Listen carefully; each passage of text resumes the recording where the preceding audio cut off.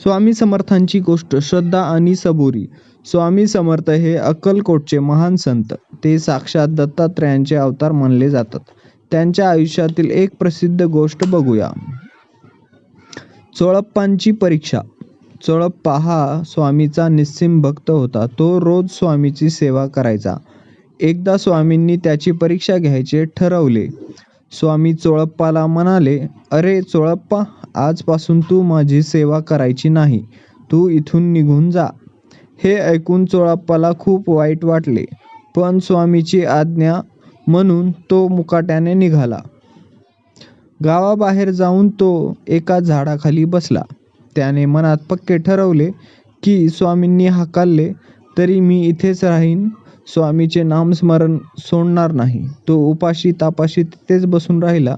दिवस गेले, आठवडे गेले. चोळप्पाची तब्येत खालावली, पण त्याची श्रद्धा कमी झाली नाही. शेवटी स्वामी स्वतः त्याला शोधत आले.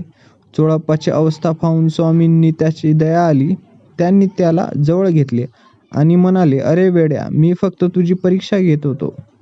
जो माझ्यावर पूर्ण श्रद्धा ठेवतो आणि सबुरीने वाट पाहतो, त्याच्या पाठीशी मी नेहमी उभा असतो." स्वामीचा संदेश. या गोष्टीतून स्वामींनी श्रद्धा आणि सबुरी हा महामंत्र दिला. श्रद्धा म्हणजे देवावर, गुरुवर पूर्ण विश्वास ठेवणे. सबुरी म्हणजे कठीण काळातही संयम ठेवणे, घाई न करणे. स्वामी म्हणत, "भिवू नकोस, मी तुझ्या पाठीशी आहे." आजही लाखो भक्त अडचणीच्या वेळी स्वामीचा हा मंत्र जपतात.